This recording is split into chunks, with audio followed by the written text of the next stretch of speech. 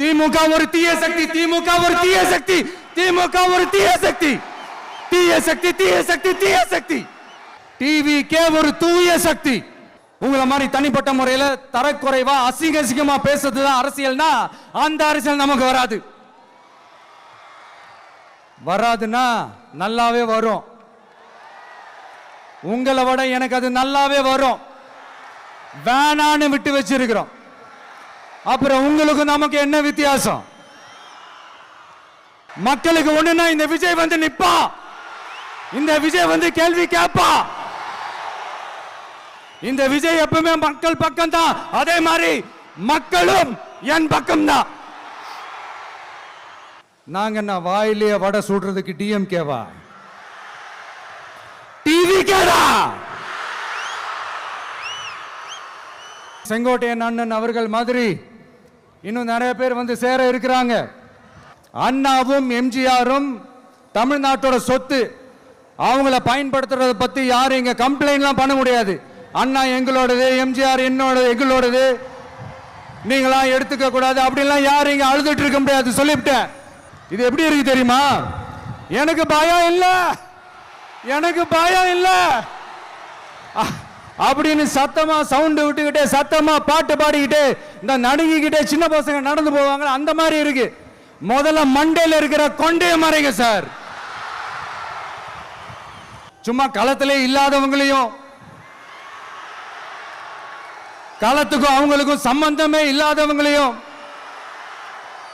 எதிர்க்கிற ஐடியாலாம் இல்ல பாஸ். நீங்க கேட்கிறீங்கன்றதுக்காக எதிர்த்துட்டு இருக்க முடியாது பாஸ். எங்களுக்கு நிறைய வேலை இருக்குது. மஞ்சள் மஞ்சள்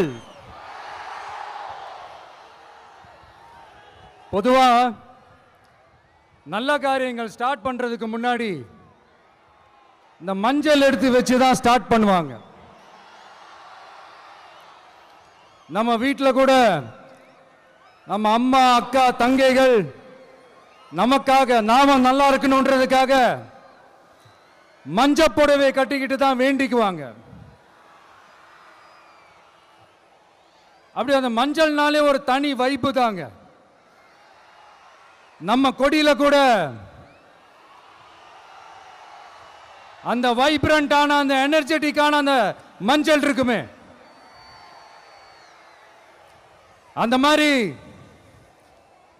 மங்களகரமான மஞ்சள் விளையிற பூமி தான் இந்த ஈரோடு பூமி. இங்க வந்து மஞ்சளை பத்தி பேசாம வேற எங்க போய் பேசுறது?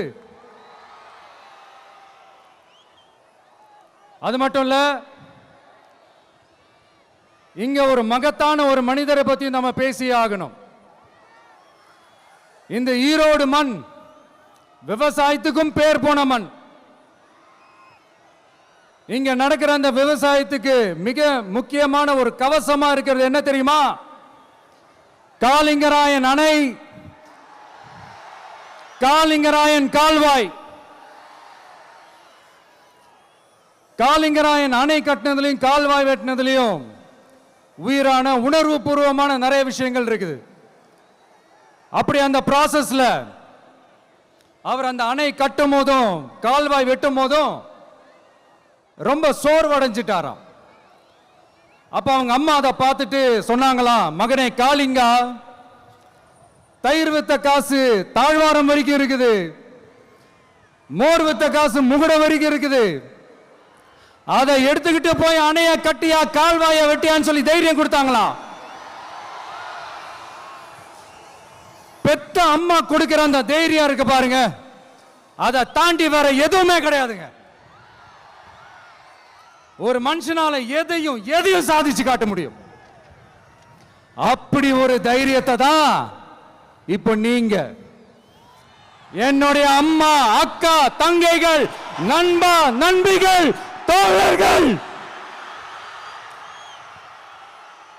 எல்லாரும் எனக்கு கொடுத்திருக்கிறீங்க. அதே தைரியத்தை, அதே துணையா என் கூட நிக்கிறீங்க. இதை எப்படி நம்ம பிரிச்சு விடலாம்? இதை எப்படி நம்ம கெடுக்கலாம்? என்னெல்லாம் அவதூறுகள் நம்ம விஜய் மேல சொல்லி மக்களை நம்ப வைக்கலாம், என்னெல்லாம் சூழ்ச்சிகள் நம்ம விஜய் மேல பண்ணி மக்களை நம்ப வைக்கலாம். இப்படி சூழ்ச்சிகளை மட்டுமே நம்பி பொழப்ப நடத்துற சில சூழ்ச்சிக்கார கூட்டங்கள் இதை தொடர்ந்து செஞ்சுக்கிட்டு தான் இருக்கு. ஆனா அவங்களுக்கு தெரியாது, இது இன்னைக்கு நேத்து வந்த உறவு இல்ல. கிட்டத்தட்ட 30-33 வருஷத்துக்கு மேல இருக்கிற உறவு. ஏன் நான் சினிமாக்கு வந்தப்போ எனக்கு வயசு 10, அப்பல இருந்தே இந்த உறவு ஸ்டார்ட் ஆகி போயிட்டு இருக்குன்னு அவங்களுக்கு தெரியாம போச்சு. அதனால என்ன பண்ணாலும், நீங்க என்ன ட்ரை பண்ணாலும், எல்லாத்தையும் விட்டுட்டு மக்களுக்காக வந்திருக்கிற இந்த விஜய மக்கள் ஒரு நாளும் கைவிட மாட்டாங்க. மக்கள் கூடவே நிக்கிறாங்க, கூடவே நிப்பாங்கன்னு அவங்களுக்கு தெரியாம போச்சு. என்னப்பா நிப்பீங்கல்ல? உங்களை நம்பிதாப்பா வந்திருக்கிறேன். அதான் இந்த சத்தம் தாங்க வாழ்நாள் பூரா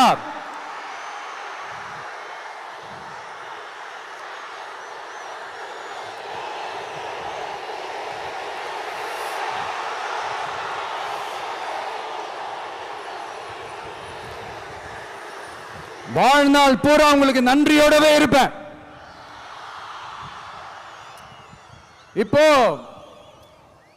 நம்ம காளிங்கராயன் அவர்கள் அணையை கட்டுறதுக்காக பவானிக்கு போய் பார்க்கும்போது ஒரு இடத்துல ஒரு பாம்பு வந்து உட்கார்ந்துச்சான், படுத்துச்சான்.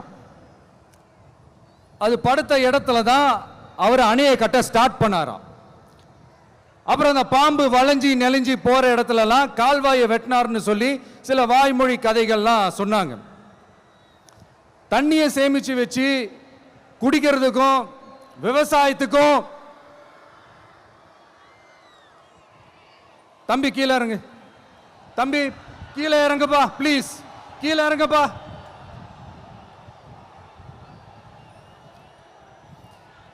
ஓகே, தேங்க்யூ கீழே இறங்குங்க, கீழே இறங்குப்பா. நீ இறங்கினாதான் முத்தம் கொடுப்பேன்.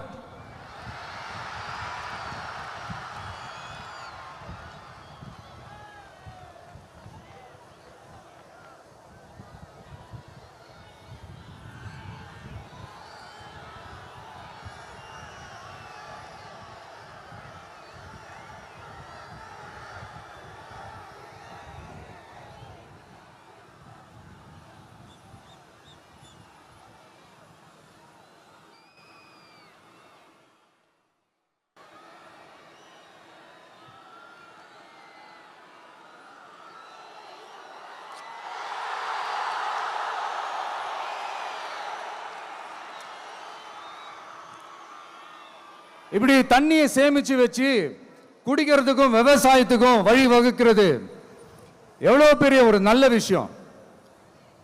ஸோ இந்த மாதிரி நல்ல விஷயங்கள்லாம் செஞ்சிட்டு கதைகள் சொன்னா பரவாயில்ல, எதுவுமே செய்யாம கதைகளை மட்டும் அடிச்சு விடுறது எப்படி? அத்திக்கடவு அவிநாசி திட்டத்தை இன்னும் விரிவுபடுத்தினா அந்த 3 மாவட்டத்தில் இருக்கிற லட்சக்கணக்கான மக்களுக்கு எவ்வளவு பிரயோஜனமா இருக்கும். எத்தனையோ லட்சம் ஏக்கர் நிலங்கள்ல விவசாயம் நடத்தினா எவ்வளவு பிரயோஜனமா இருக்கும். ஏன் அதெல்லாம் பண்ண மாட்டேன்றீங்க? வள்ளுவர் கோட்டத்துக்கு காட்டுற அக்கறைய இங்க மக்கள் வாழ்வாதாரத்தில் கொஞ்சம் காட்டலாம்ல, ஏன் காட்ட மாட்டேன்றீங்க? இங்க என்ன கவர்மெண்ட் நடத்துறாங்களா இல்ல கண்காட்சி நடத்துறாங்களா? இந்த 21ஆம் நூற்றாண்டிலே மக்களை பத்தி எதுவுமே யோசிக்கிறது இல்ல. ஆனா அந்த காலத்திலேயே இது எல்லாத்தையும் பத்தி யோசிச்ச மக்களை பத்தி, குடிக்கிற தண்ணியை பத்தி, விவசாயத்தை பத்தி, அணை கட்டுறதை பத்தி, கால்வாய் வெட்டுறதை பத்தி, இதெல்லாம் எங்கிருந்து? பவானியிலிருந்து நொய்யலாறு வரைக்கும் கால்வாய் வெட்டி இது எல்லாத்தையும் பத்தி யோசிச்ச காளிங்கராயன் அவர்களுக்கு கோடி கும்பிடு போட்டாலும் பார்த்தாதுங்க. இப்படி அந்த காலத்துல இருந்த ஒரு ஹீரோவை பத்தி பேசிட்டு இந்த காலத்துல அதாவது 1920th செஞ்சுரியில இருந்த ஒரு ஹீரோவையும் பத்தி நம்ம பேசி ஆகணும்ல. ஒருத்தர் இலகிய மனம் கொண்ட ஹீரோனா இன்னொருத்தர் இரும்பு மாதிரி அயன்மேன் தான். எஸ், நம்ம ஈரோடு கடப்பாறை தான்.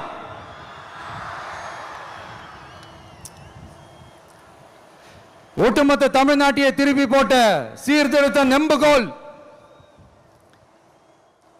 ஈரோடு மாவட்டத்தில் பிறந்த அவர்தான் இந்தியாவுக்கே இடஒதுக்கீடு சம்பந்தமான அரசியல் சட்டத்தை திருத்தறதுக்காக போராட்டம் நடத்தினவர் யாரு?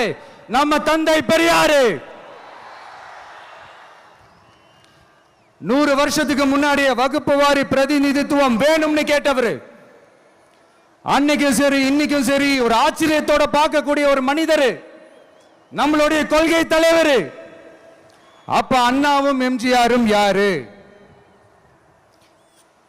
பெரியார் அவர்கள் கிட்ட இருந்து எங்களுக்கு தேவையான கொள்கைகளை எடுத்துக்கிட்டோம்.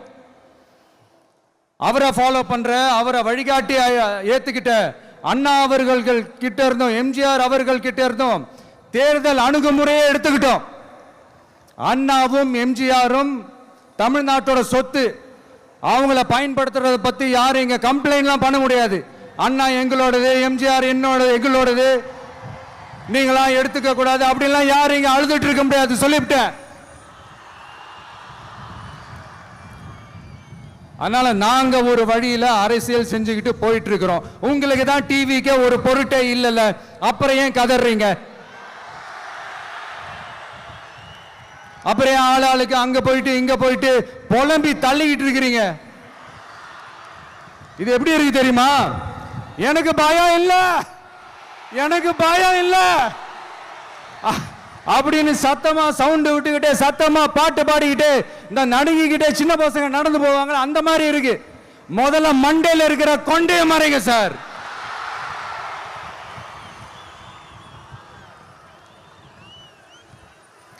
சும்மா மாறு வேஷத்துல மறு வச்சுக்கிட்டு மீடியா ஆளு ரேடியோ ஆளுன்னு இவங்க ஆளுங்களே மாத்தி மாத்தி அனுப்பிக்கிட்டு இதெல்லாம் என்ன மக்களுக்கு தெரியாதுன்னு நினைச்சிட்டு இருக்கீங்களா? மக்கள் எல்லாத்தையும் உன்னிப்பா கவனிச்சிட்டு இருக்காங்க. அதனாலதான் சொல்றேன், உங்களுக்கு நீங்க கொள்ளையடிச்சு வச்சிருக்கிற காசு தான் துணை. ஆனா எனக்கு என் மேல எல்லையில்லா பாசம் வச்சிருக்கிற இந்த மாசு தான் துணை.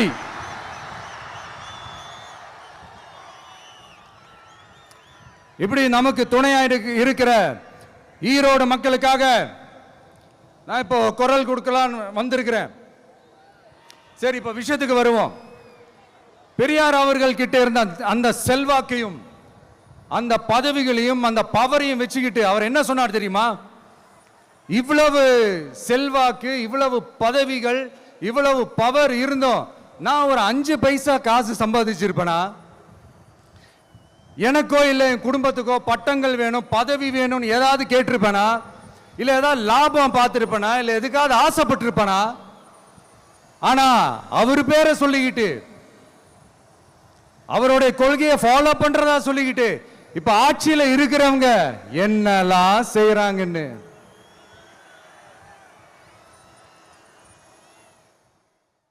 அதனாலதான் சொல்றோம், பெரியார் பேரை சொல்லிக்கிட்டு தயவு செஞ்சு கொள்ளையடிக்காதீங்கயா, தயவு செஞ்சு கொள்ளையடிக்காதீங்க. அவரு பேரை சொல்லிக்கிட்டு பெரியார் பேரை சொல்லி கொள்ளையடிக்கிற இவங்க தான் நம்மளுடைய அரசியல் எதிரி.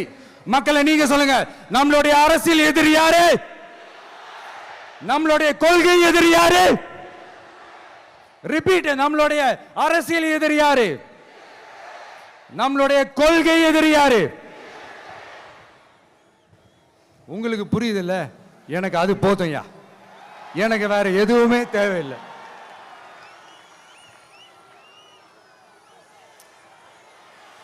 அதனாலதான்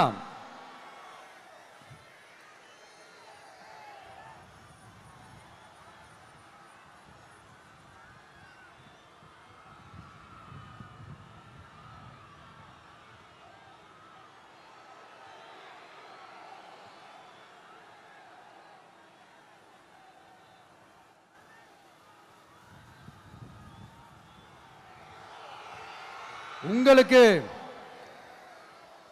நம்மளை பத்தி நம்ம அரசியலோட நீங்க எல்லாரும் என்னோட அரசியலோட கனெக்டடா இருக்கீங்கன்றது ரொம்ப தெளிவா தெரியுது. அதனால எனக்கு அது போதும். அதனால தான் எதிரிகள் யாருன்னு சொல்லிட்டு களத்துக்கு வந்திருக்கிறோம். அதனால அவங்கள மட்டும் தான் எதிர்ப்போம். அதுவும் அந்த எதிரிகள் யாரு இப்போ இங்க 2026 சட்டமன்ற தேர்தலில் களத்தில் இருக்கிறாங்களோ அவங்கள மட்டும் தான் எதிர்ப்போம். சும்மா களத்திலே இல்லாதவங்களையும், களத்துக்கும் அவங்களுக்கும் சம்பந்தமே இல்லாதவங்களையும் எதிர்க்கிற ஐடியாலாம் இல்ல பாஸ். நீங்க கேட்கிறீங்கன்றதுக்காகலாம் எதிர்த்துட்டு இருக்க முடியாது பாஸ். எங்களுக்கு நிறைய வேலை இருக்குது.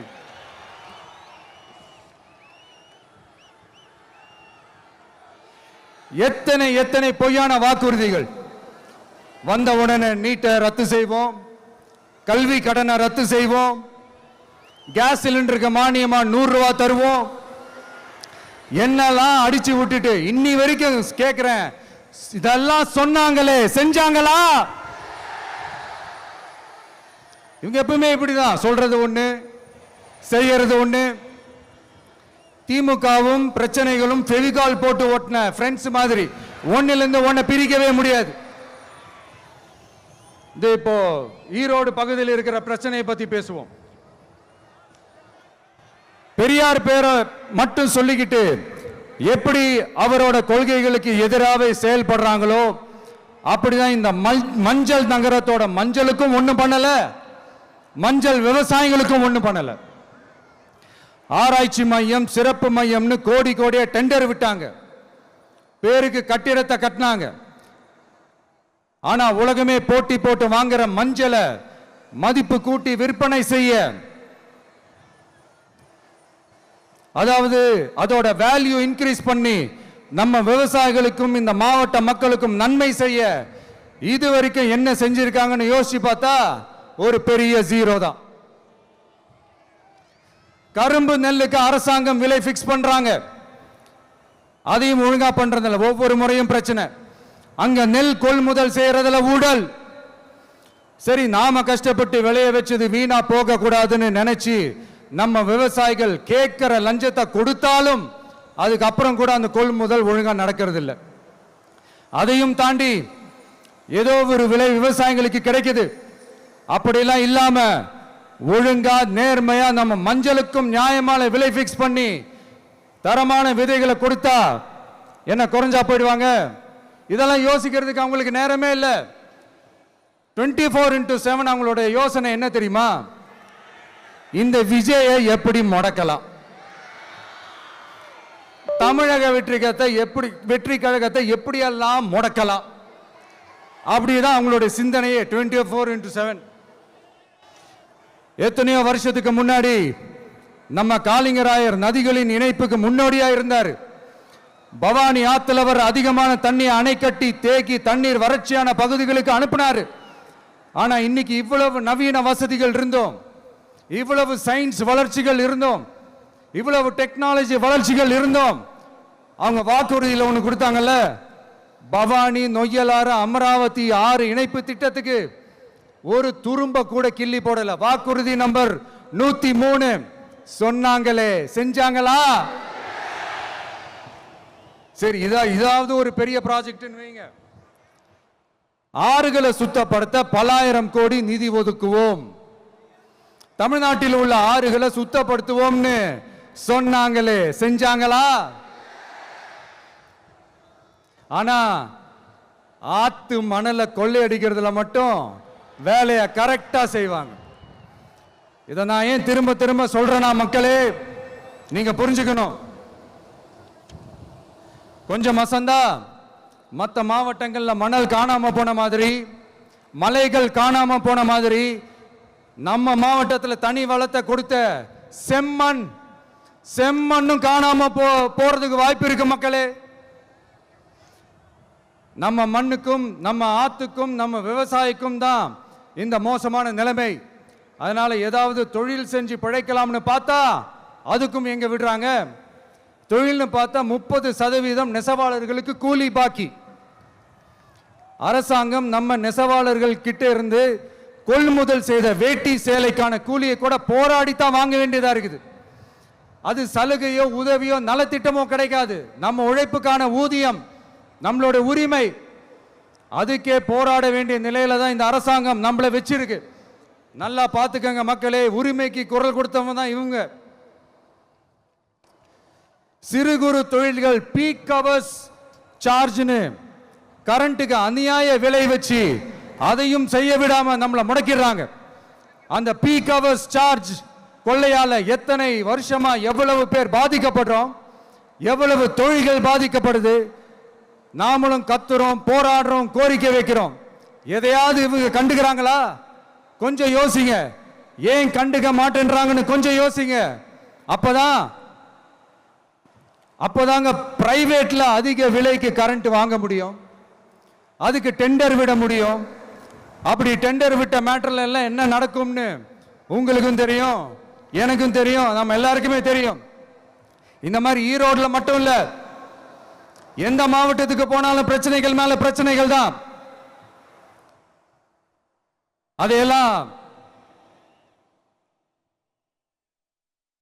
தீக்கிறதுக்கு ஒரு சொல்யூஷன் கூட சொல்லாம இதுல வேற பெருமையா மாடல் அரசு மாடல் அரசுங்கிறது. இல்ல நான் கேட்கிறேன், கூச்சமா இல்ல?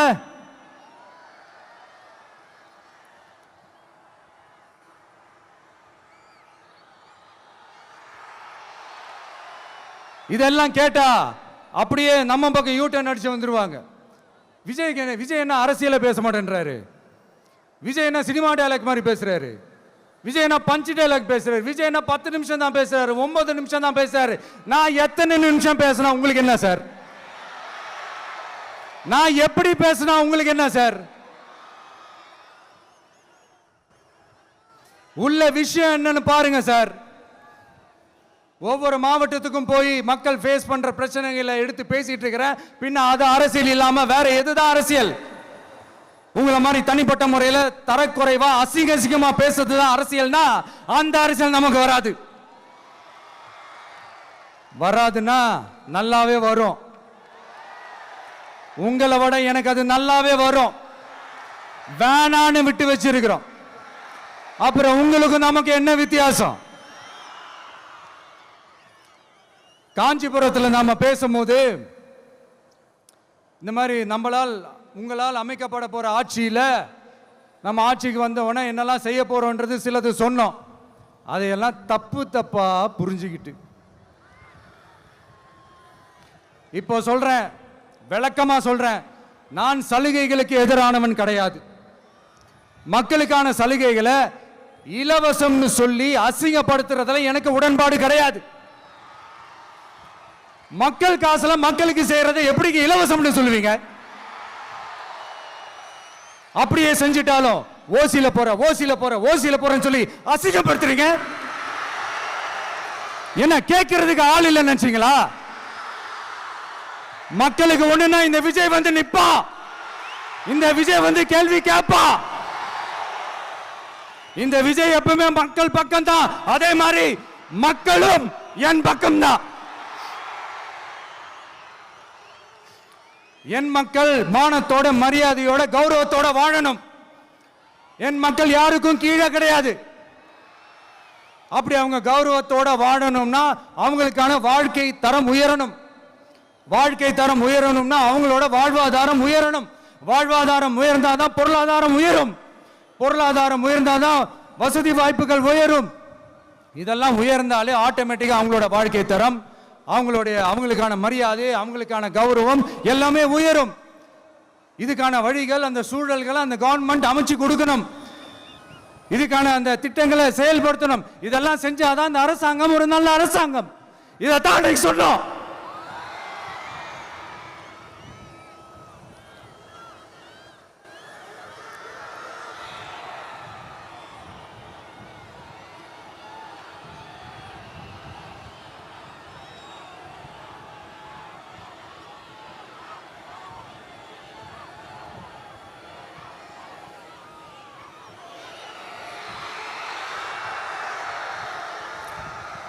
இதைத்தான் சொன்னோம். உடனே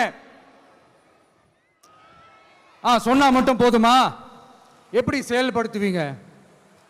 நாங்க என்ன வாயிலேயே வடை சுடுறதுக்கு டிஎம்கேவா? டிவி கேடா?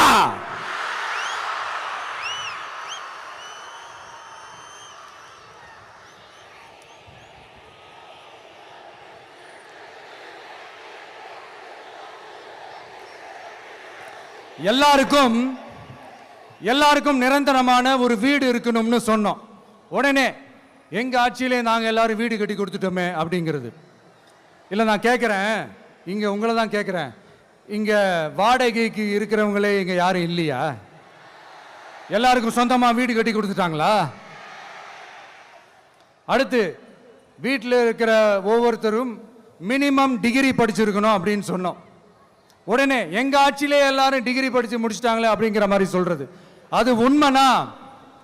ஸ்கூல் லெவல்லையே டிராப் அவுட்ஸ் அதிகமானது யாரோட ஆட்சியிலங்க?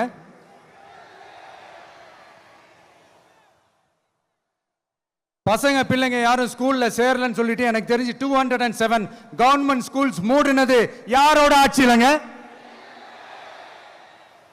இதுல கல்வியில் சிறந்த தமிழ்நாடுன்னு டிராமா வேற. அடுத்து குடும்பத்தில் ஒருத்தருக்கு நிரந்தரமான வருமானம் வரணும், வேலை வாய்ப்பு கிடைக்கணும் அப்படின்னா நாங்க கொடுக்காத வருமானமா, நாங்க கொடுக்காத வேலையா அப்படிங்கிறது.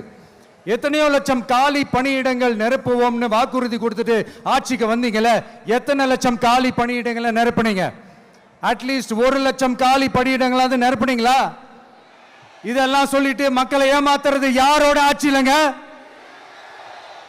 அடுத்து ரொம்ப முக்கியமா, பெண்களுக்கு பாதுகாப்பு இல்ல, சட்டம் ஒழுங்கு சரியா இல்லைன்னு சொன்னா தமிழ்நாட்டில் பெண்கள் பாதுகாப்பு தான் அதிகமா இருக்குதான். நீங்க சொல்லுங்க மக்களே, பெண்கள் பாதுகாப்பு இருக்கு? சட்டம் ஒழுங்கு சரியா இருக்கு? அவங்க சொல்றது உண்மையா? அவங்க சொல்றதை நீங்க ஏத்துக்கிறீங்களா? சத்தமா கேக்குதா சார்? இதுதான் ரியாலிட்டி, இதுதான் நிஜம். நம்மளுடைய ஆட்சியில சட்டம் ஒழுங்குல சமரசமே இருக்காது. அதனாலதான் இவ்வளவு ஸ்ட்ராங்கா சொல்றோம், தைரியமா இருங்க மக்களே. இந்த மாதிரி விஷயங்கள்லாம் நம்ம மக்கள் கிட்ட எடுத்து சொன்னா உடனே இந்த இது எடுத்துட்டு வந்துருவாங்க.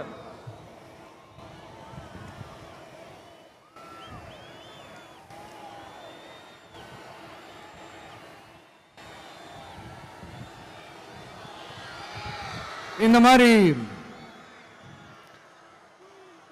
இதெல்லாம் என்னென்ன செய்ய போறோன்றது சிலதெல்லாம் காஞ்சிபுரத்தில் சொன்ன மாதிரி சொன்னா எல்லாத்தையும் தப்பா திருச்சி பேசிக்கிட்டு அவதூறு பரப்பிக்கிட்டு.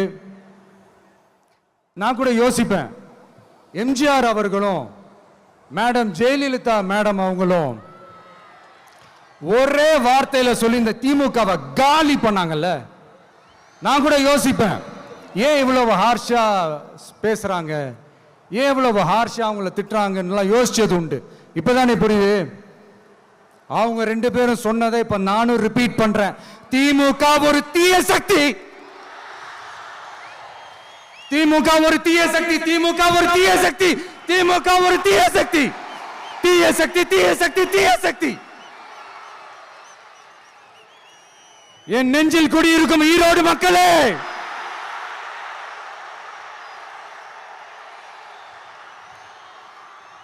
டிவிகே ஒரு தூய சக்தி. எப்படி? டிவிகே ஒரு தூய சக்தி. தூய சக்தி டிவிகேவுக்கும் தீய சக்தி டிஎம்கேவுக்கும் தான் போட்டியே.